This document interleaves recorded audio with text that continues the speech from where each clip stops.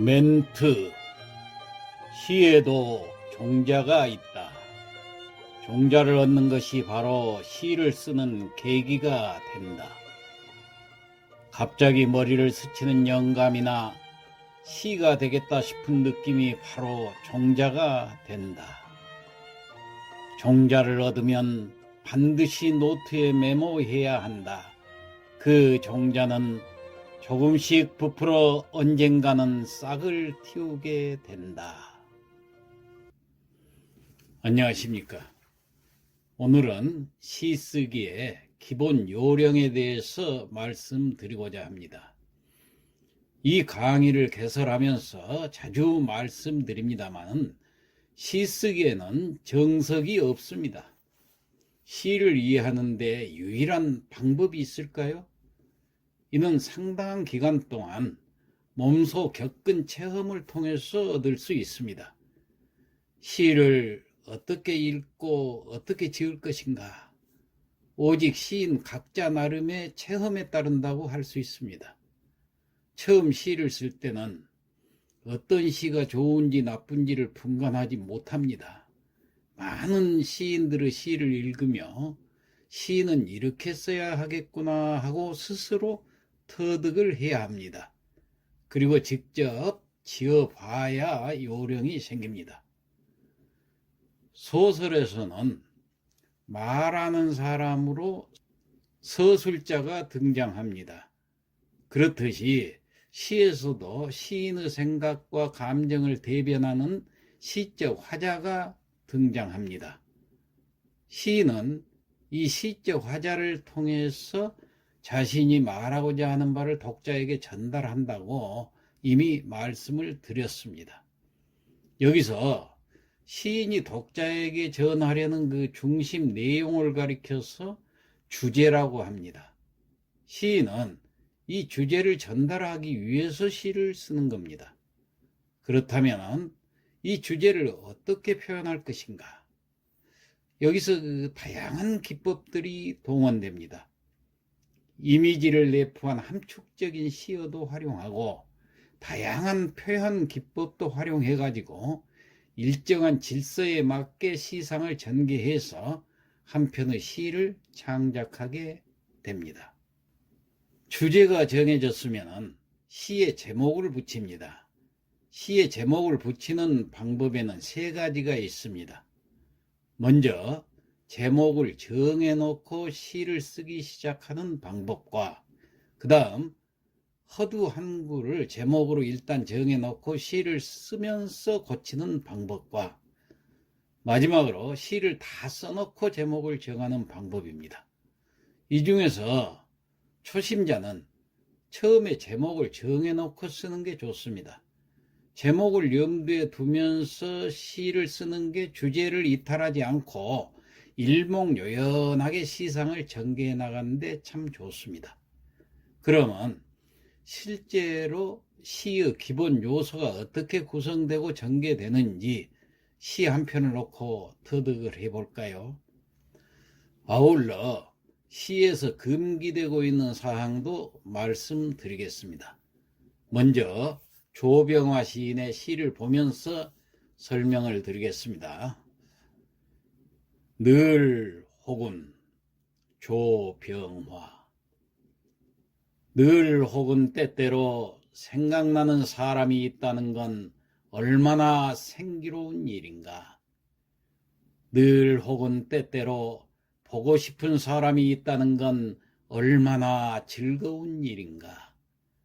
카랑카랑 세상을 떠나는 시간들 속에서 늘 혹은 때때로 그리워지는 사람이 있다는 건 얼마나 인생다운 일인가. 그로 인하여 적적히 비어있는 이 인생을 가득히 채워가며 살아갈 수 있다는 건 얼마나 고마운 일인가.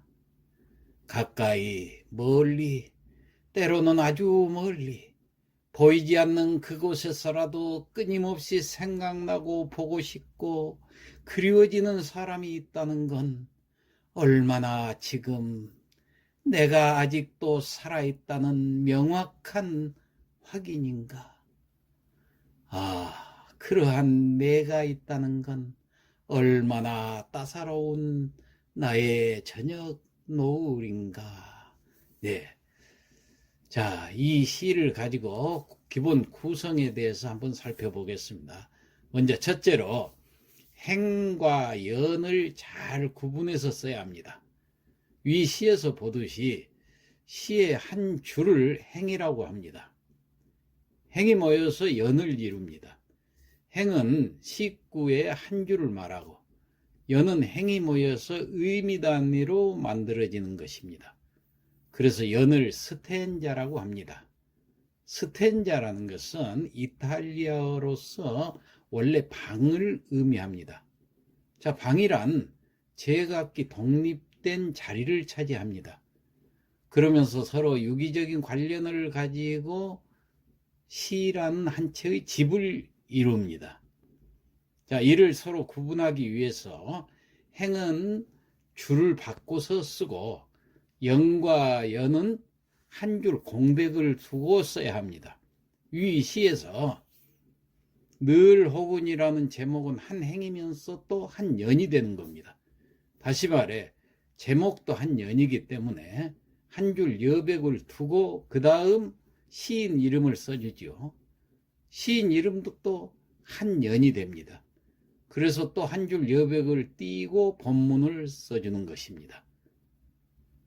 행과 연을 구분해서 쓰는 이유는 첫째, 리듬과 리듬의 연결을 통한 그 미묘한 느낌의 전달을 목표로 하기 위함입니다.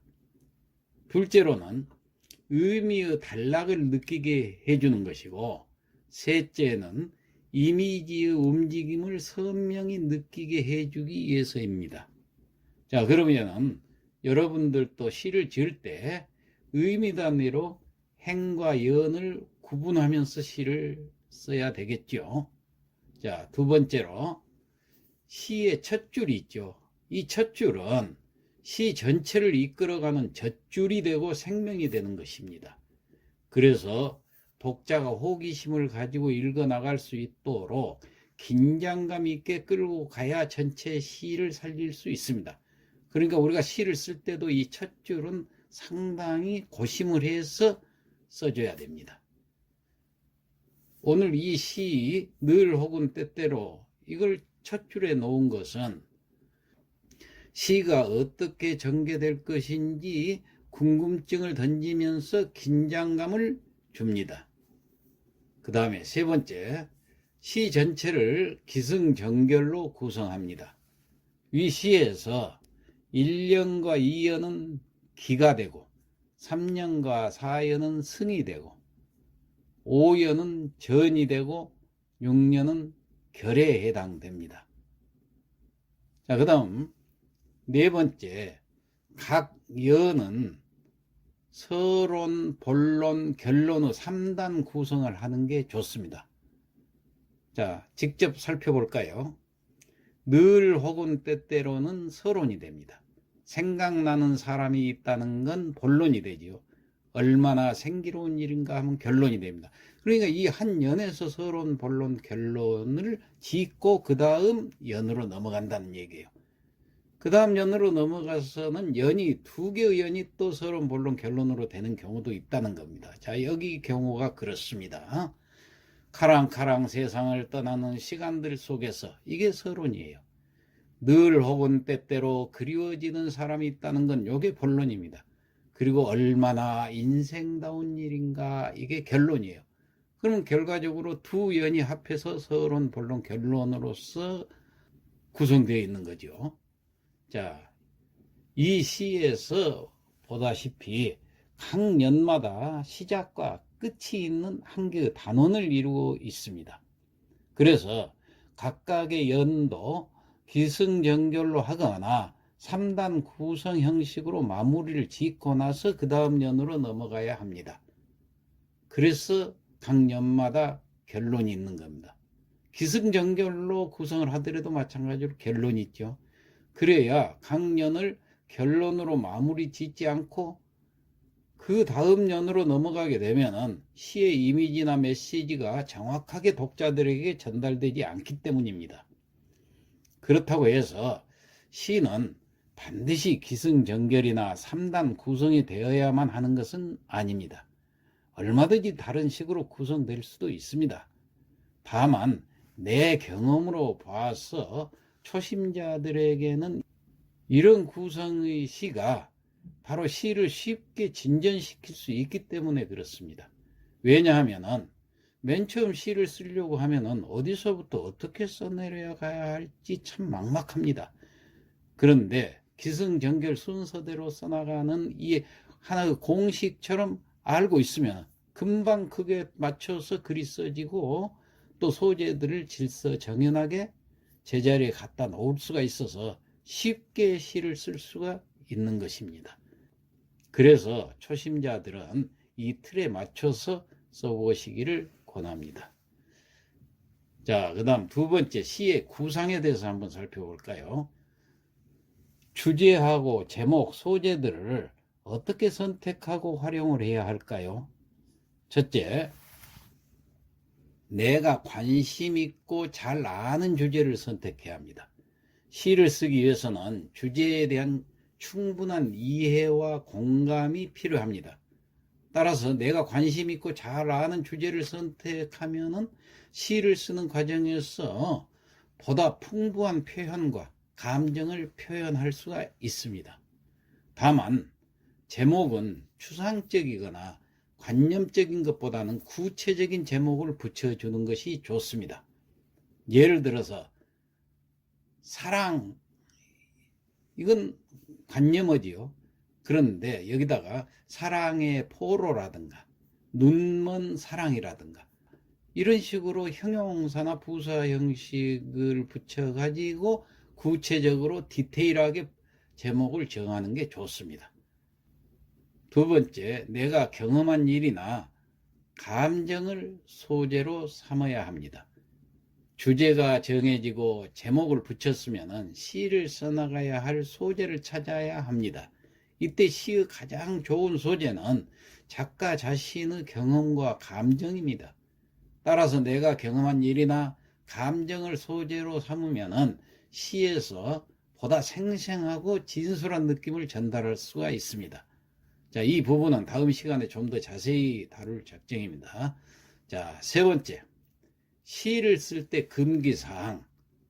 자, 이때 금기사항 몇 가지는 반드시 알고 써야 하기 때문에 여기서 확실히 우리가 알아둡시다. 첫째, 부호는 붙이지 않는 게 좋습니다. 예를 들어서 위 시에서 얼마나 즐거운 일인가 할 때 물음표나 느낌표처럼 부호를 붙이게 되면 의문이나 감탄을 독자에게 강요하는 셈이 됩니다.